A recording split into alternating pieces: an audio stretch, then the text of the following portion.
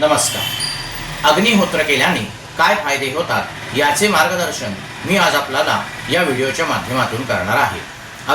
अग्निहोत्र केल्याने मनावरील ताण नाहीसा होतो, तसेच हवेतील प्रदूषण नाहीसे होते.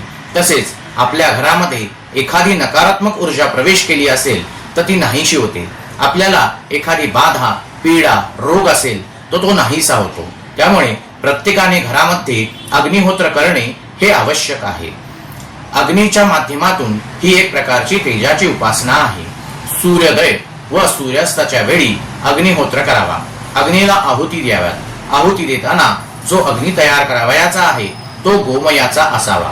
कापूर किंवा फुलवातीने तो प्रदीप्त करावा. स्वच्छ अखंड तांदूळ आणि गाईचे तूप वापरून आहुती द्याव्यात.